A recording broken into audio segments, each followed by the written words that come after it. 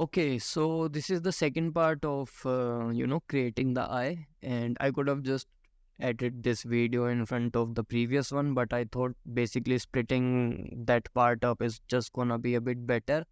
And one of the things that we have not like done in the previous part was the upper eyelid, and we are basically just gonna be finishing this part up. So right now, as you can see, that I've basically named a brush called Skin Bump, and this is like you can see how this brush is. So this is actually a normal draw brush, and now I'm just gonna do some changes. So stroke method is going to be anchored so that you basically get something like this. Basically you can like create a pimple, for example, with this brush now. And now I'm just gonna hide everything that I'm not working on. So because the focus is obviously gonna be the eye, I don't really need to see anything else. And whenever you change your brush like this, for some reason Blender actually starts lagging. As you can see, the stroke was not as smooth as it was before. So yeah, you can obviously just change your fall off as well to basically get different kind of shapes. And yeah, you can like either use the sharp brush to not brush but sharper fall off to actually get that. And you can also customize your brush. So for example, if you were to do something like this, you're gonna see that you can actually get a brush like this to like create some buttons or something. In this case, I'm just like showing you how you can change your fall off to create stuff like this. But yeah, in order in this particular case, I'm not really gonna do that. I'm just like showing you some of the things that you can do. But yeah, we are gonna be just using the smooth fall off.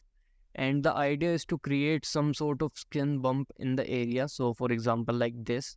And these are actually gonna create some subsurface scattering effect that are gonna look super nice. So I am just gonna start adding these in some of these areas. And okay, so right now I'm just trying to figure out if smoother version is gonna work better or the smooth version is gonna work better. I think in the smoother version there is a flatness on the top. So yeah, you can like totally experiment. Again, this is something that I'm showing you, and you can see some of these bumps, right? So I am just gonna start adding those now. You can like see those bump in the reference, so that's why I'm actually adding these. And I think increasing the strength is gonna be a bit more better. So just gonna look at the reference, by the way. Nothing that I'm adding is like out of on my own. I'm not really adding anything on my own, just looking at the reference. Obviously these small little bumps or small little pimples that I'm adding, they are from my own like mind. But there are some bigger ones on the references. And okay, so these smaller ones that are on the corner, you are gonna be able to see these in the references, like in the skin references. Even though they are not in the reference, like in the myth G's, I am like still adding them because you actually cannot see the skin entirely. So you have to do a little bit of guesswork. And that's what I'm doing. I'm just doing a little bit of guesswork right now. So yeah, I'm just like adding few of these bumps.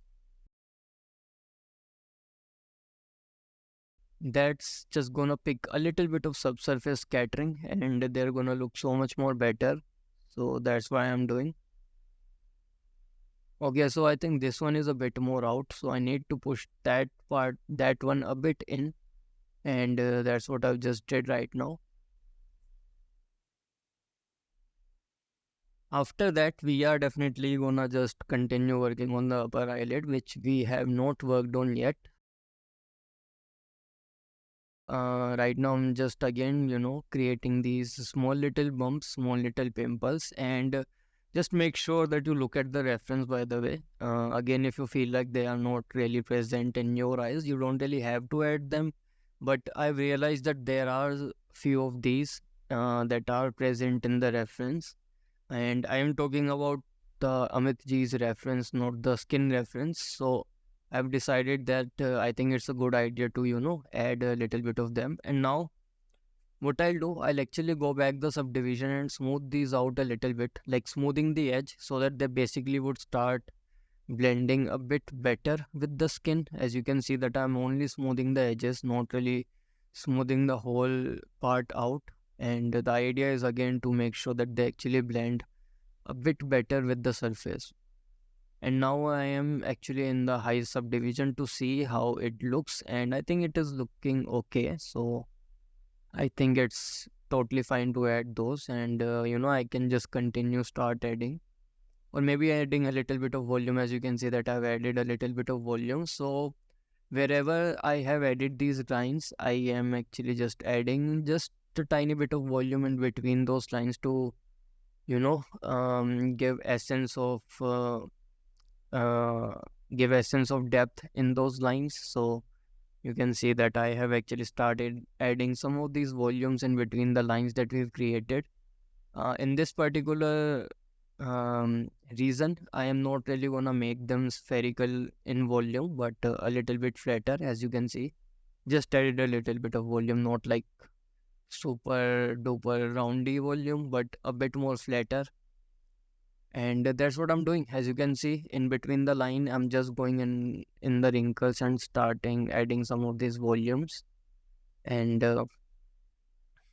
yeah, after I'm done with that, we are definitely gonna go into the upper eyelid. Upper eyelid is gonna be pretty simple to do. Actually, it's just gonna be us using the direction brush and then carving the stuff in, just like we've done with every other part. And yeah, right now, as you can see, I'm just like picking few of these volumes randomly, not volumes, but part randomly, and just starting to add some volumes. As you can see, this is obviously to create a bit more randomness and to make them look a bit more natural.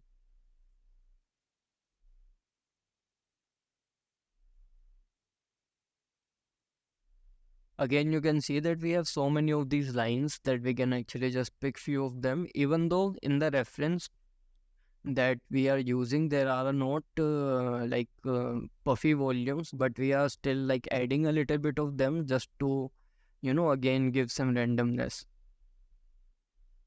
Okay, so yeah, I'm not really gonna add these in the whole eye bag area, but just gonna pick few of the part and then just gonna start adding little bit of these volumes.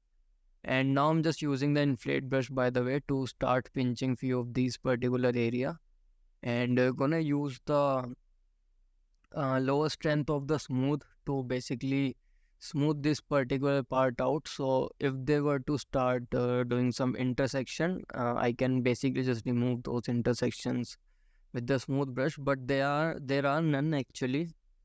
At least that's what I think. And yeah, you can see that I'm basically just pinching these parts to make these lines a bit more crispier, a bit more tighter, which they obviously were not before. And you can see that the geometry is not stretching just like it would have stretched if we were used the pinch brush. So that's basically the reason I actually like to use the inflate brush. So yeah, uh, now I think I am actually gonna start adding some of the horizontal lines.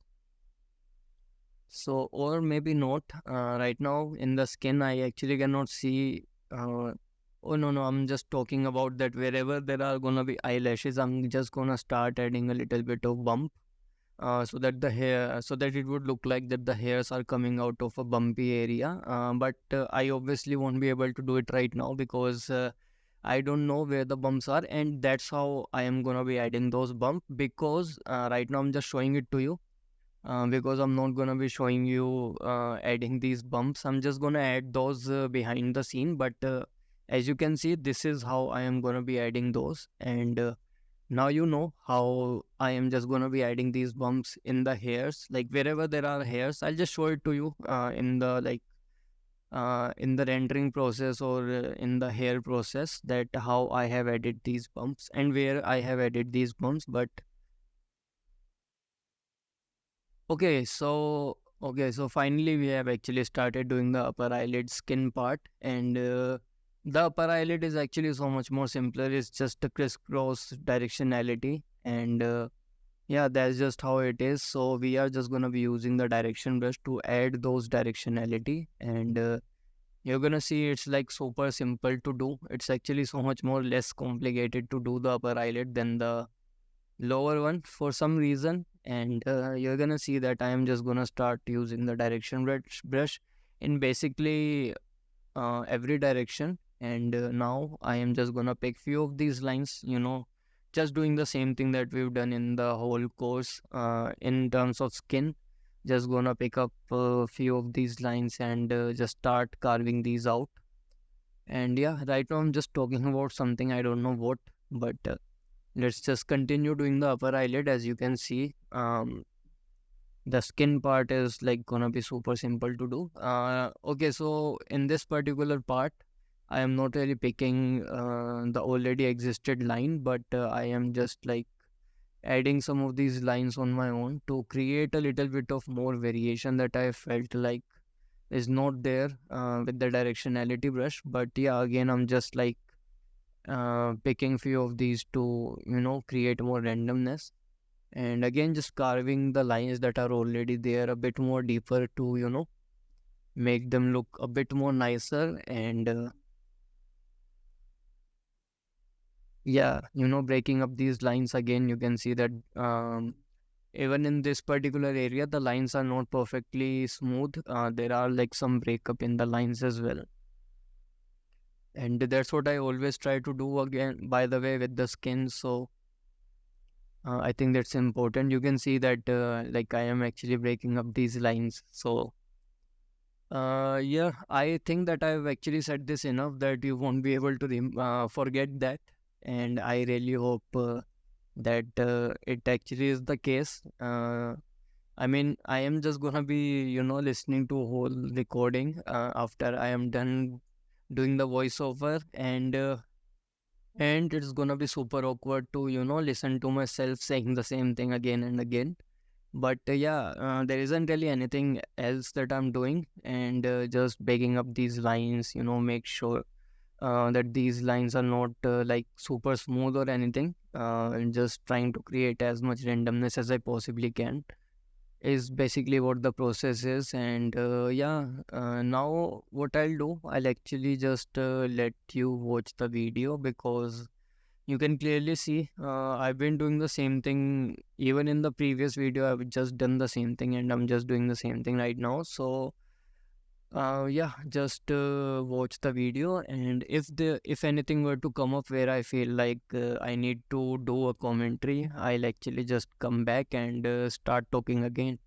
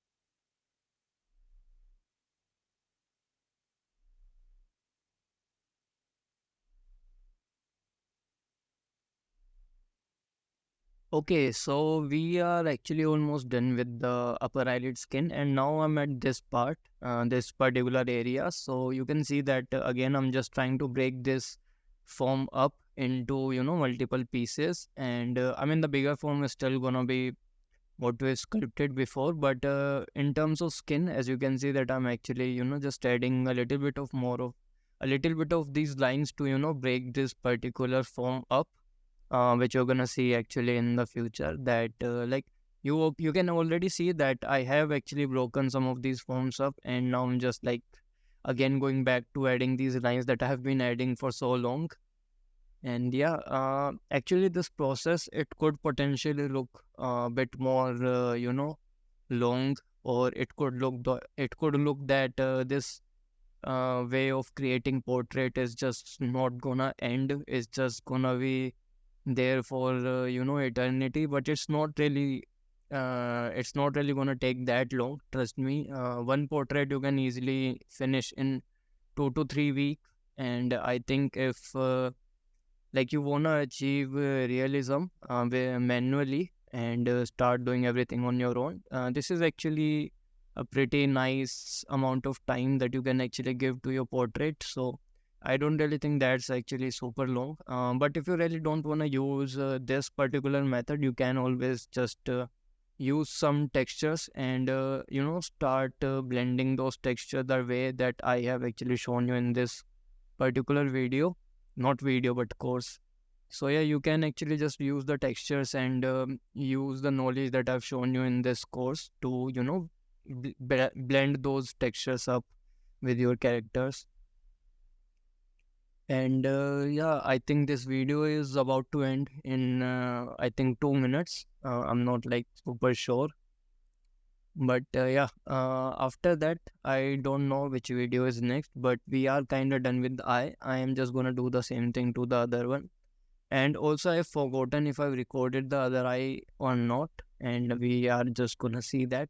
If I have not recorded the other eye, then I am really sorry. But if I have, then there is not really gonna be a commentary on that particular video, because the process is going to be the same. It's just that I am gonna repeat the same thing on the other eye.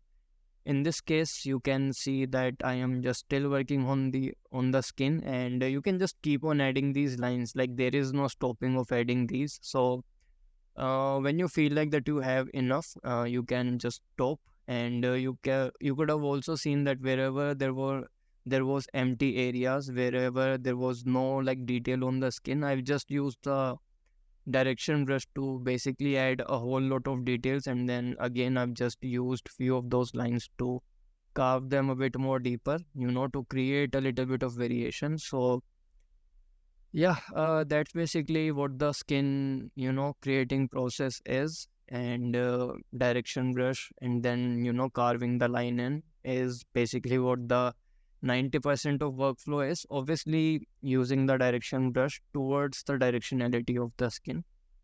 And that's how we have actually created the eyes and the detail of the eyes. So yeah, we are actually almost done. I think